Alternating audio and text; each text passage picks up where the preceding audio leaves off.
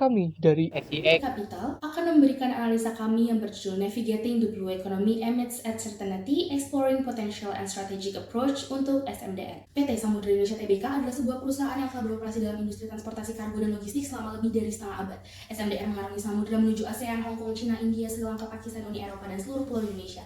Samudra Indonesia memiliki beberapa lini bisnis yang meliputi shipping, logistik, ports, dan service. Pada tahun 2022, SMDR membukukan pendapatan 1,51 miliar USD, naik 71,1 year on year. Pertumbuhan ini disokong oleh seluruh lini bisnis SMDR yang juga berhasil membukukan pertumbuhan pendapatan dengan kontributor utama adalah Samudra Shipping mencapai 80% pendapatan perusahaan dengan meningkat 80,8% menjadi 1,64 miliar USD dibandingkan tahun sebelumnya.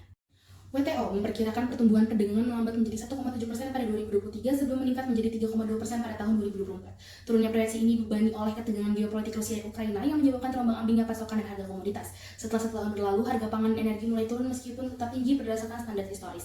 Walaupun masih di bawah standar, angka 1,7% sudah meningkat dari perkiraan sebelumnya 1% pada Oktober 2022. Akibat dilonggarkannya program Zero Covid oleh China, pemegang GDP terbesar kedua di dunia yang dapat mendorong perdagangan internasional khususnya dalam layanan terkait perjalanan. Kegagalan bank membesar menyebabkan terjadinya gejolak pasar keuangan. Selain itu, US dengan 30% kontribusinya terhadap GDP dunia telah menyentuh plafon hutangnya di 1,4 triliun USD. Sebagai negara defisit yang membayar pengeluaran negaranya dengan hutang, US akhirnya berhasil menaikkan lagi debt ceiling-nya ke 79 kali. Sayangnya, debt to GDP US pada 2022 menyentuh angka 123% dan berpotensi terus meningkat seiring kenaikan debt ceiling-nya. Di tengah lautan ketidakpastian, Indonesia dengan ketangguhannya mampu menumbuhkan GDP-nya mencapai 5,3% di tahun 2022 menjadi yang terbesar keempat di antara negara G20.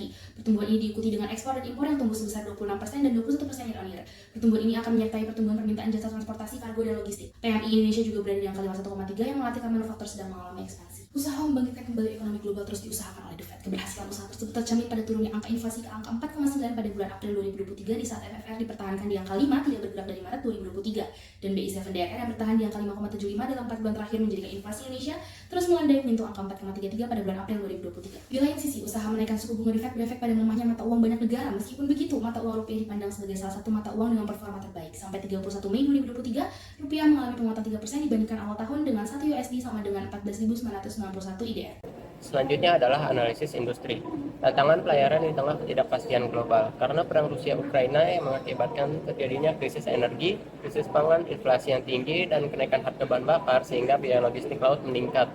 Peluang manis dari bertumbuhnya industri logistik. Pada kuartal 4 tahun 2022, sektor transportasi dan pergudangan adalah sektor yang memiliki pertumbuhan tertinggi sebesar 16,99% year on year. Container port throughput yang terus bertumbuh. Container port throughput di Indonesia dilaporkan sebesar 11,8 juta TEU di tahun 2021. Angka ini lebih tinggi dibandingkan dengan tahun 2020, yaitu sebesar 11,2 juta TEU.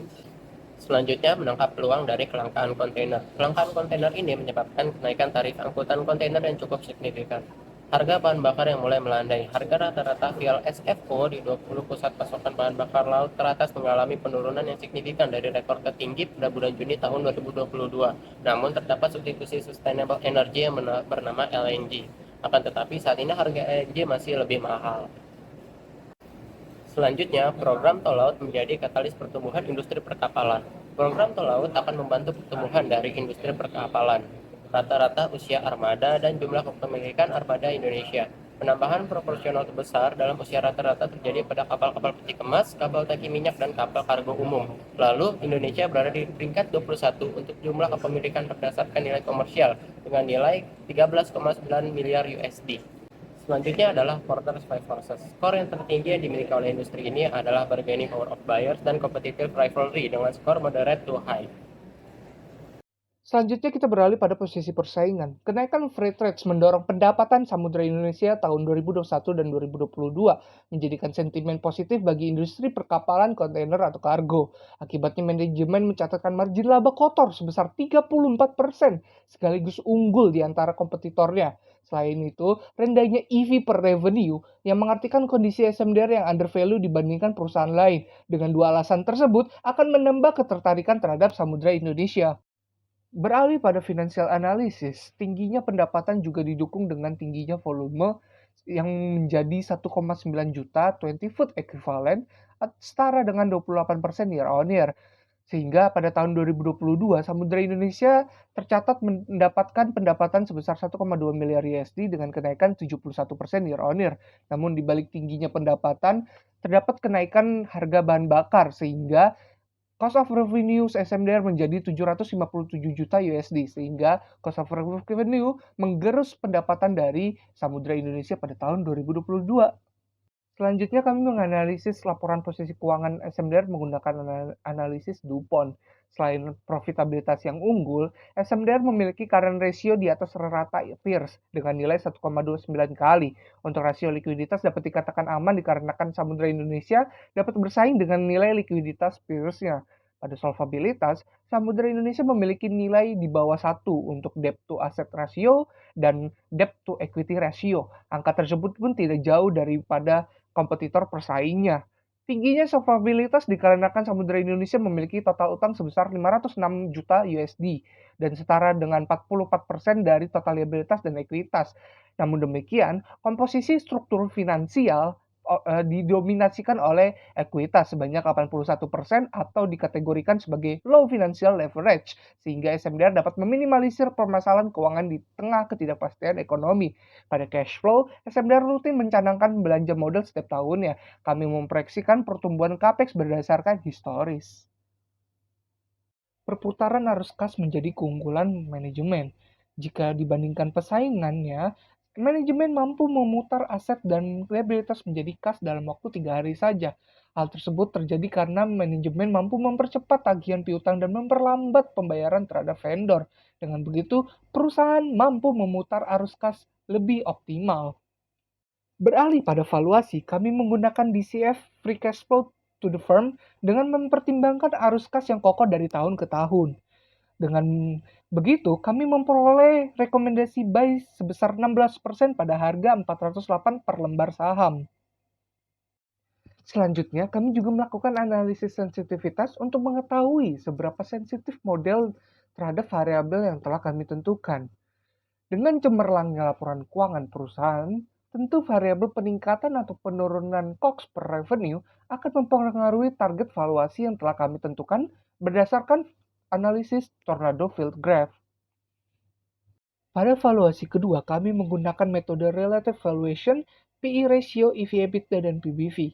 Dengan menggunakan rata-rata 5 tahun terakhir pada kategori ini dan membandingkan nilai SMDR dengan kompetitornya baik internasional maupun regional, kami mendapatkan nilai akhir sebesar 508 per lembar saham dengan kenaikan 44% pada valuasi ini.